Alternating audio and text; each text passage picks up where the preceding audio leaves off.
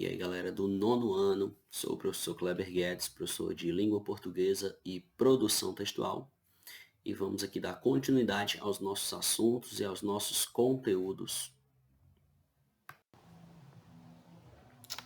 Então coloquem no livro de português, livro Araribá Plus, da editora Moderna, unidade 1, a aula de hoje é interpretação textual. Bom, considerada como complicada pela maioria dos estudantes, a interpretação de texto, a interpretação de textos é efetivamente um exercício complexo. A interpretação de textos implica a mobilização dos conhecimentos prévios que cada pessoa possui antes da leitura de um determinado texto. Então, a interpretação textual é algo que deve ser feito com atenção, tá bom? E que para você ter êxito, sucesso também é levado em consideração os conhecimentos que você já tem, que você já adquiriu no decorrer da sua vida, além, claro, da atenção. Pressupõe que a aquisição do novo conteúdo lido estabeleça uma relação com a informação que você já tem, né, já possuída, levando ao crescimento e à ampliação do conhecimento do leitor. Então, é como se você pegasse a informação lida desde que você leu, juntasse com a informação que você já tem da sua vivência, para você poder formar, certo, a sua interpretação, a sua compreensão. Pretende que haja uma apreciação pessoal e crítica quando a análise do novo conteúdo lido, né, afetando de alguma forma o leitor. Assim, podemos afirmar que existem diferentes tipos de leitura. Uma leitura prévia, uma leitura seletiva, uma leitura analítica e, por fim, a leitura interpretativa.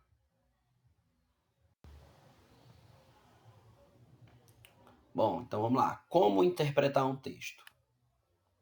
Para uma correta compreensão e interpretação do texto, siga os seguintes passos. Agora a gente vai ver situações que ajudam a gente a compreender e interpretar melhor um texto. Leia atentamente o texto todo. A primeira leitura do texto deverá ser feita com calma e sem interrupções. No primeiro contato com o texto, o mais importante é tentar compreender o sentido global do texto e identificar o seu objetivo. Não é essencial entender a totalidade do texto, nem o significado de todas as palavras. Ok, pessoal, vamos para o próximo. Releia o texto quantas vezes forem necessárias. Nas leituras seguintes, será mais fácil identificar as ideias principais de cada parágrafo e compreender o desenvolvimento do texto ou as relações que diversas ideias estabelecem umas com as outras. Sublinhe as ideias mais importantes. A realização de sublinhados deverá ser feita apenas quando já se tiver uma boa noção da ideia principal e das ideias secundárias do texto. De outra forma, pode haver excesso de sublinhados, né, o que complica mais do que ajuda. Separe fatos de opiniões. Na leitura do texto, o leitor deverá separar claramente o que é um fato verdadeiro, objetivo e comprovável do que é uma opinião pessoal, tendenciosa e também mutável. É importante também diferenciar as ideias, né, transmitidas pelo autor das suas próprias ideias, que não deverão prevalecer sobre ou refutar as ideias transmitidas no texto. Tópico 5 agora. Retorne ao texto sempre que necessário. Deverá haver um retorno ao texto para nova leitura de parágrafos, frases, expressões ou até do texto completo, quando for necessário responder às perguntas, identificar palavras, expressões, frases, pontuação, funções da linguagem, né? É importante também entender com cuidado e atenção os enunciados das questões.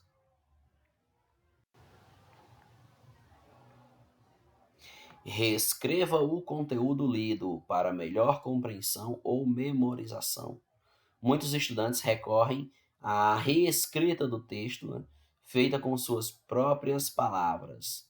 Para tal efeito, podem ser resumos, tópicos ou esquemas. Ok. Importante, né, quando você faz a leitura do texto, você fazer um infográfico, né? Você fazer um diagrama. Como assim? Você fazer anotações, pessoal, sobre o texto, as principais informações, as palavras-chave, né? As principais ideias ali que aquele texto apresenta. É importante isso. Dicas para a interpretação de texto. Leia estas dicas para que a leitura e interpretação de textos se torne um processo cada vez mais fácil. Dica número 1. Leia muito e com vontade. É de extrema importância que haja uma leitura frequente de diversos conteúdos, que haja um hábito de leitura assíduo, um gosto de realização dessa leitura. Ok? Dica número 2. Crie familiaridade. Crie familiaridade com o conteúdo escrito. Apesar da leitura frequente ser o mais importante, há outros pequenos hábitos que contribuem para a criação de uma familiaridade com as palavras e os diversos conteúdos escritos, como a análise de palavras em diversas fontes, como músicas, provérbios, ditados, propagandas, a análise de informação estruturada em gráficos, tabelas, diagramas e mapas também. O uso de técnicas que contribuam para a diversificação vocabular, como o uso de sinônimos e antônimos, o uso recorrente de dicionários e gramáticas para esclarecer qualquer dúvida ou aumentar conhecimentos sobre uma palavra ou matéria. A realização de palavras cruzadas e também outras atividades lúdicas. Pratique a interpretação de textos. Quanto mais prática tivermos a realização de alguma coisa, mais fácil será a realização dessa mesma coisa. Com a interpretação do texto, é assim também. Se a interpretação de texto for realizada apenas em concursos e provas, será sempre um pouco difícil, mas se for constantemente praticada, ficará cada vez mais fácil. Para isso, em qualquer conteúdo escrito, pratique identificar ideias principais, relacionar as ideias e as situações presentes nos textos com a realidade, resumir as principais ideias do texto, parafrasear o conteúdo do texto, tirando conclusões pessoais sobre as ideias apresentadas pelo autor. Leitura da hora, nas páginas 47 até 50, tá bom? Você vai realizar a leitura, certo? Que é O Menino de Sapatinho, e em seguida você vai realizar o resumo do texto, né? Porque a nossa atividade hoje é sobre interpretação, compreensão de texto, então você vai realizar o resumo, né? Mostrando que você compreendeu, que você conseguiu assimilar a ideia desse texto, principais informações, tá bom? Então você vai enviar pelo Google Sala de Aula.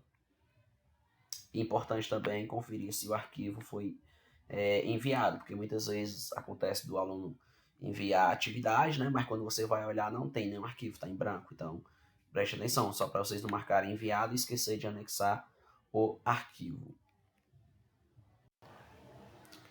Então é isso aí, pessoal. Tchau, tchau. Até a próxima aula, tá bom? Até o próximo conteúdo. Valeu!